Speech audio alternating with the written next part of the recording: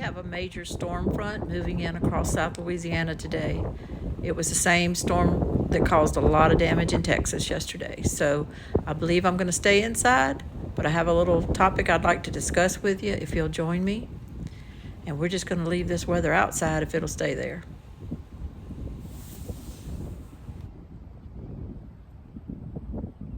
Hi everybody, this is Lainey from Camp Joy Farms. I'm coming to you from inside of my house today. This is Tuesday, March 22nd, and we are in South Louisiana, and we have a line of thunderstorms coming to us today. Should be here really within the next couple of hours, and it may be bad for a few hours. Now, if you paid any attention yesterday to what happened in Texas, that's the line that's coming through here.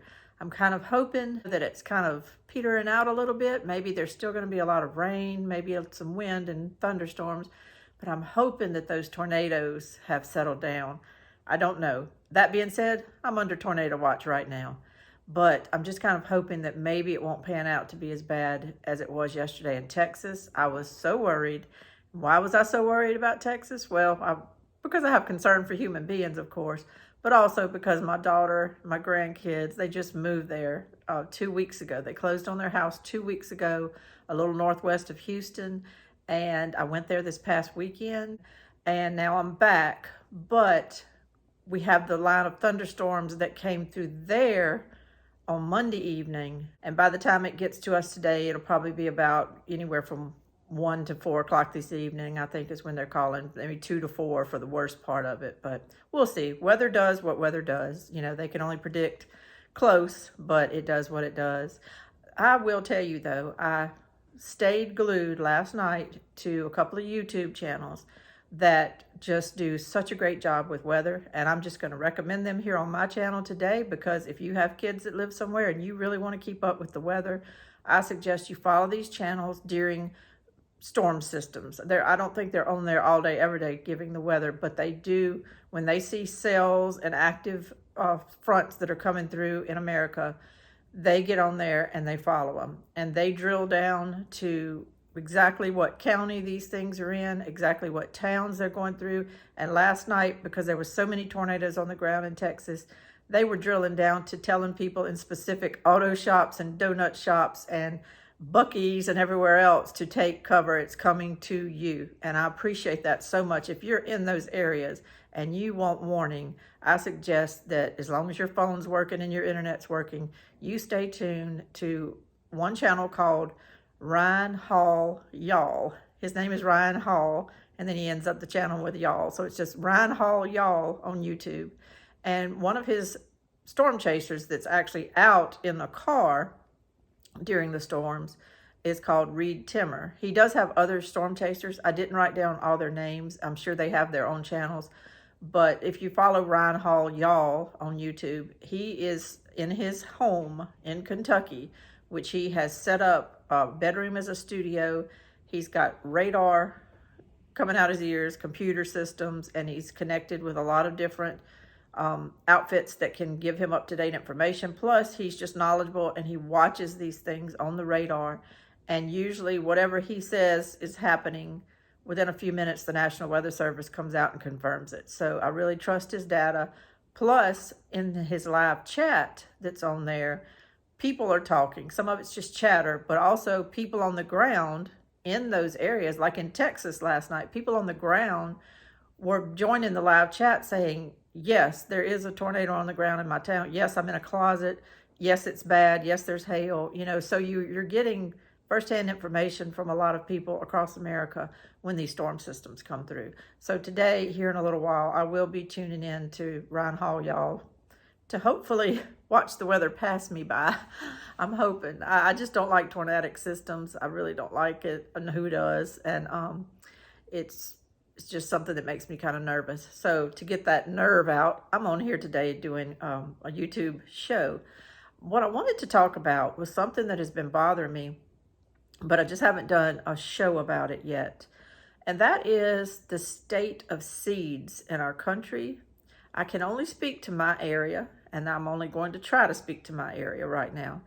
And I want to say, first of all, I know that some people's first thoughts are, Well, I see seeds everywhere. I walk in a Walmart and I see seeds. I walk in a Home Depot and I see seeds. What shortage are you talking about? What state of seeds are you talking about in America? And I just want to drill down a little bit on it as far as my opinion and what I see. And I've learned in life, I'm not young, I'm not extremely old, but I'm not young. And I'm learning to just trust my gut about things. I don't really care what I see in a Home Depot. I don't really care what I see in a Tractor Supply. I care what I know based on information that I get from other people and based on my own observations in life and when I'm in some of the feed and seeds and the co-ops and things like that. And what I'm seeing and feeling is not good. And I wanted to talk about that right now. Do I know all the answers of what's going on? No, I don't. I'm just going to give you some observations of mine. I'm going to give you some ideas of what might be going on. But I don't know that anyone knows. And I say that because I spoke to a higher up employee at one of the stores the other day, and they said they don't know. They don't know what's going on. They just can't get their orders. So that's what's bothering me. Some people love to go antiquing. I do too. But some people, when they go out of town and they go to different areas, they're always going into the thrift stores or the antique shops and things like that. And I do that too. However, the one thing that I hardly ever pass up is if I see a feed and seed, if I see a co-op or a feed and seed, I love going in those. And they're all different. Some are just strictly for farmers. They just carry 50-pound sacks of things. And when you walk in and you ask them about garden seeds, sometimes they don't even sell little packs of anything. They only sell bulk. And that's fine. Depends on what area you're in. Some other ones have everything from just clothes and fashion, hunting gear, toys. Lots of feed and seeds carry toys. But most all of them, except for the ones that are strictly just geared for bulk for farmers, most all of them have a seed section. They're called feed and seeds, by the way, so that they have a seed section usually. So that's the part I usually end up going to. I make a beeline I'll ask them where their garden seeds are if I don't see them, and I make a beeline to their seed section. And usually I'm going to walk out of there with something. What I have noticed is that the feed and seeds that I go to all around within a couple of 100-mile area of where I live in Louisiana, they have not been able to get their orders for 2022 in the way that they need to. Some of them have barely gotten anything. I go in, especially one local place, well, it's about 50 minutes from me, but I go there a lot. And their seeds are just not coming in. And I don't really understand this. I don't. COVID hit in 2020, so a lot of seeds were bought out because people want to start gardening at their house. I was doing it too, so I understand that. So a lot of seeds were bought out. But then they had the growing seasons of 2021. A lot of your catalog companies were saying, we're stocked back up, we're good, go ahead and start placing those orders for spring of 2022, we're good to go. And that's fine. If you get on catalogs, you might have been able to get everything that you wanted from the catalog companies. But what I'm talking about is my local feed and seeds, my local co-ops. When I walk in them, I'm not seeing a lot of seeds. And I like to buy seeds from them because they sell in bulk. And I like to get seeds in bulk if I can. Bang for your buck. I've said it before. You just can't beat the price on the bulk seeds that you can get from the feed and seeds and co-ops. Bang for your buck. You just can't beat the price. But as I've gone around for 2022, they just don't have them. They're not getting them in. If they are getting them in, they're getting a few little packs. And if you're not around to buy those within a week or so, they're gone. So I want to know, I'm just curious, what is the problem? Why is it like this? Let me tell you a story of what happened the other day and the man I talked to at the feed and seed that I went to. And I'll just tell you what he said, and we'll just discuss what I think about that. I waited till March. This was about March 10th or so, something like that, to go back to this store to check again to see if they had gotten their spring order. I had already been in January and in February a couple of times, and they kept telling me, no, we haven't gotten anything yet. We're waiting on our spring seeds. And I was like, well, man, spring's almost, in February, people are getting seeds around here, and gardens are planned, and the minute they can in March, people are putting things out. And so I was like, wow, it's end of February and you haven't gotten your seeds yet. That's unusual. So I would go to another co-op. I can list to you the co-ops. I'll just list to you where all I go so that you understand that I'm kind of covering an area. I go to the Kentwood, Louisiana co-op. I go to the Amite County co-op in Liberty, Mississippi. I go to the Pike County co-op in Macomb, Mississippi. I go to the Circle T Feeds and Seeds in Franklinton, Louisiana, and in Poplarville, Mississippi. I go to the Crossroad Feed and Seed in Poplarville, Mississippi. I go to the Wilkinson County Co-op in Woodville, Mississippi. I've been to the Three Rivers Farm Supply in Vidalia, Louisiana. I go to the Colin Feed and Seed in Brookhaven, Mississippi. And that doesn't count just Ace Hardwares and things like that I pop into every now and then to check on their stocks of seeds. I can tell you at every one that I just mentioned, as of, say, February or so, they were not stocked up on their seeds. They normally get bulk seeds, especially the Circle T in Franklinton, Louisiana, which is where I love to go because it's kind of the one nearest me, and they have a lot of seeds. They have a whole aisle, a whole grocery type aisle shelf long, plus a whole wall of seeds, and they have them stocked. They have boxes, and the boxes will be cram-piled with the bulk packs of seeds. And it's just a matter of just going along there, and grabbing this one and grabbing that one. Do you want rattlesnake beans? Do you want purple hull peas? Just grabbing these bulk seeds and walking out of there feeling like, your bags weigh 40 pounds each because you bought so many seeds. Well, now they're not there. The boxes are sitting there with the labels on front saying purple hull peas or what have you, but the seeds are not stocked in there.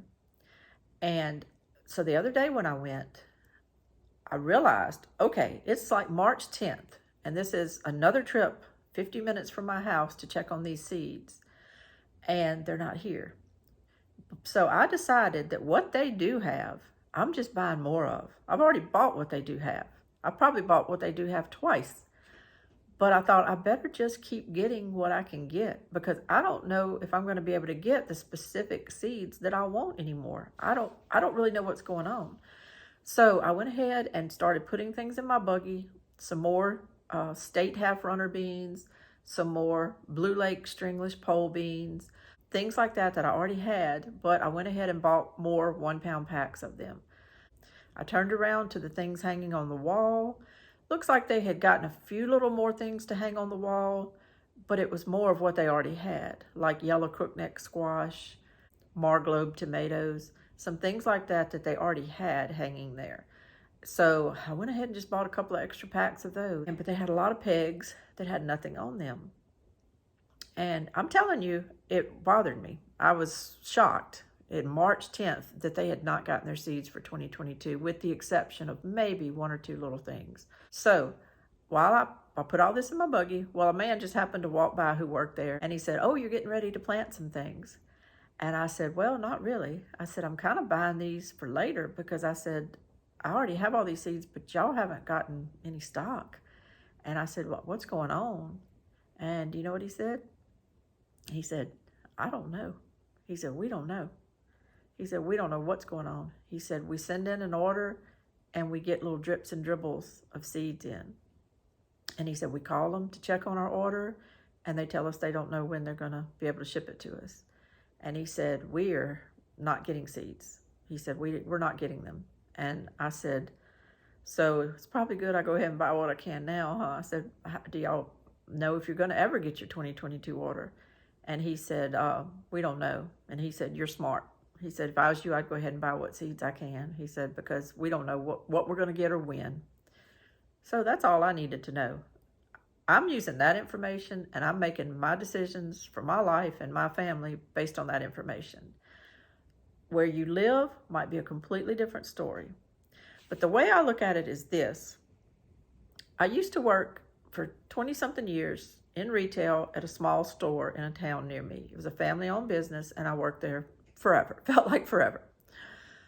We were just a small store, like these feed and seeds are.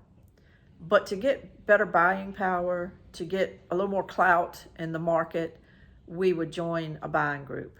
And through the years, we were members of several buying groups to where all of the stores could put their orders together to make an order from the big corporations. And the corporation would kind of treat it as one order, like Russell Athletic or whoever. We would all pool our orders so that we could get the best prices and get the best shipment terms and the best billing terms and get our things to our store. The little stores that weren't in buying groups, you get the short end of the stick. You get things when they can get them to you. You don't necessarily get treated very well sometimes if you're just a little small, in a little small pond, you know. So you join a bigger pond of people to try to get the best terms and all. Well, if you just sit here and look at the little feed and seed and the co-op you're in, you're thinking, well, they're a small store. Maybe they're not getting their order. But that's the whole purpose of a co-op. That's the whole purpose of being in a co-op, is these stores pool and order together a lot of times. Maybe not on every item, but a lot of times. And they're part of a bigger unit that usually gets treated better because of the bulk and the volume that they can put together, joining together. And then they pass these savings on to members of their co-ops who are farmers and ranchers and things that join their co-ops. They pass these savings on that they get as being part of these cooperatives that buy in bulk, okay? So if you are a seed supplier, you're not just ignoring one little feed and seed somewhere. If you're not shipping to the cooperative, you're not shipping to any of the cooperative. And that makes sense because as I go around to all these cooperative stores, all these feed and seeds, I'm seeing the same thing. They're not getting their seeds. So what is the moral of all that I'm telling you? What I'm trying to tell you is if you can find any seeds that you like, any seeds that you want to grow, or any seeds that are in that variety. It may not be the bush bean you love, but it may be another bush bean that you can get a 1 pound pack of at a feed and seed for a good price. I would go ahead and buy them. I would go ahead and jump on them as quick as I could. Buy them for later. Buy them to share with your friends if you want. Buy them to give to your family. But just go ahead and buy them because you just don't know when you're going to get any more. I don't really understand what's going on. I don't know. So back to the fact that you can go in a Tractor Supply right now. You can go in a Home Depot, Lowe's, places like that, and find racks of seeds. They look full, they look plentiful, and you're not worried. I understand that. I feel the same way, and I actually do buy seeds at those places too when I find them, when I find little varieties that I want. What I'm trying to point out is when you see those racks of seeds, think about it. Those are seed packets that have, say, 40 to 60 seeds in a pack, depending on what variety you're getting. If it's a tomato, they may have more. Carrots, of course, they probably have a few more seeds than that. But just say for your average bush bean, pole bean, lima bean, they usually have 40 to 60 seeds per packet on that shelf. And they may have 10 packets of that, 10 packets of another variety of bean. They spread it out until they have this big, nice display that you can walk up to at the Home Depot and buy seeds from. But how many seeds is that really? Take the 1 pound pack from Hoss Tools. I would show you a 1 pound pack from one of my co-ops, but they don't actually tell you on those 1 pound packs how many seeds are in the pack. Whereas the Hoss Tools kind of gives you an estimate. So I wanted to give you an idea. This is a 1 pound bag from Hoss Tools of jade bush beans. And on it, it says that there's approximately 1,500 seeds in this pack. Now this is 1 pack from Hoss Tools, a 1 pound pack with 1,500 seeds. Okay, if Burpees or Fairy Morse took this 1 pound pack, they would bust it into 30 packs with 50 seeds in it each. So they could take this 1 pound pack that Hoss is selling for about $11. They would bust it into 30 packs to sell for $3 each. And they would end up grossing about $90 on this. Now I do understand that Home Depot would be buying these seeds from Burpees and, paying a cost. Burpees doesn't end up making $90, but they make a lot more than they would selling 1 pound of the seeds to a distributor who's going to sell them in bulk in 1 pound packs for $11. They make a lot more money. So what I'm just wondering right now is, are the seed growers opting to go ahead and sell what seeds they're growing to your larger companies like Burpee, Ferry Morse, and bypassing their other accounts that they usually sell to, like the co-ops and things like that, because the co-ops buy it a different way. They buy them in the bulk packages, the 1/2 pound, the 1 pound packages. That's what I'm wondering. That's just kind of something I'm throwing around in my mind. If they can make more profit by just doing the packet type seeds right now through the larger companies and bypassing some of these smaller suppliers that they consider smaller that are bulk selling seeds, I'm just wondering if that's what they're doing. And I understand the reasoning, because right now, to try to make a profit in the seed industry and in the selling of seeds, the growing of seeds or anything, is getting harder and harder. And if the seed growers, if their fertilizers and their inputs are skyrocketing, then they may be making decisions really quick and on the fly to just go for the money, because their bottom lines are shrinking. And what do I mean about that? Well, I'm just going to give you an example from my own life that you might have noticed when you went to the stores to buy anything. I like to use this calcium nitrate. I get it usually at the Hometown Ace in Amite, Louisiana, but you can get this brand. This high yield brand is sold at lots and lots of stores, probably even at your Home Depots and everywhere. The calcium nitrate, to me, is just indispensable. It prevents the blossom end rot that can just ruin your tomato crops. I understand there's probably people that don't want to use anything like this because of organics, but I just beg to differ. If I put a few tablespoons of this in a little hole near my tomato plants, like plant my plant, and then just dig a little hole 5 or 6 inches away and put some of this down to where it just slowly will leach into the soil and get into the root system of those tomatoes, I have found that I have next to no blossom end rot. When I don't use something like this, when I just leave it to the earth and the water and everything else to do the tomato plants, I lose a lot of tomatoes to blossom end rot, and that is the worst feeling. So I do use the calcium nitrate for that reason, and I'm going to continue to use it. This bag cost me $6.95. This was probably around the first of the year when I bought this, and I bought it at the Circle T Feed and Seed in Poplarville, Mississippi. 3 days ago, when I was in Texas, I ran to a local feed and seed that carries this exact bag, high yield calcium nitrate, and it was $12.99. And I don't think it was $12.99 because that store just happens to be higher than the one in Mississippi, because all of their other things like zinc and different other products were pretty much in line with what they're costing now here in Louisiana and Mississippi. The calcium nitrate is just one of those compounds that is kind of caught up in it all with exports from Russia and different things right now. Take that for whatever you want to. But it's one of those compounds that is caught up in all that, and the prices are going up. So it went from $7 to $13. It's not quite doubled, but it's darn close. And can you imagine if you were a grower of tomatoes, if you were needing any type of compound that has went up 80 to 85% right now? Can you imagine how that hurts your bottom line, and how you're going to get to be very discerning about which customers you sell seeds to? And I hate to say it, but I think they're choosing to go with the people that have a profit margin off of a $90 gross sale than off of $11 gross sale. So that's just my opinion. That's kind of what the thinking I come from after being in the retail business for a while. I can't say that I blame them, but I do encourage people to continue to support your feed and seeds, to buy every seed packet that you can from them, every bulk packet, small packet, anything you can from them, to get your fertilizers if you can from them, to support them as much as possible, and to only get the seeds from your big box stores if that's all you can get.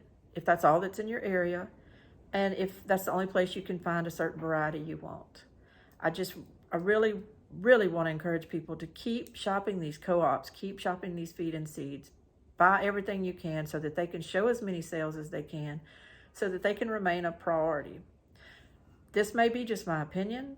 This is the information that I'm putting together from my shopping and my talking to people at the stores in southern Mississippi and South Louisiana, and a little bit when I was in Texas the other day.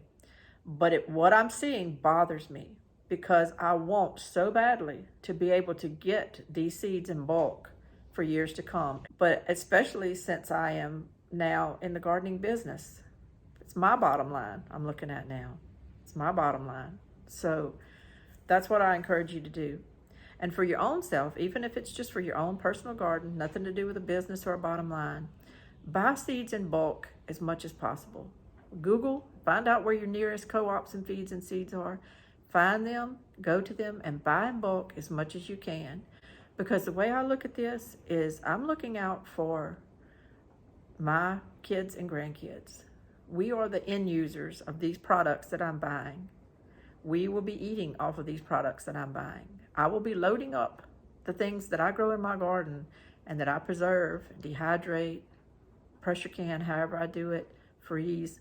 And I will be taking a lot of this stuff with me to take to my daughter and grandkids in Texas to make sure that they have good things to eat as the prices in our stores rise and rise and rise.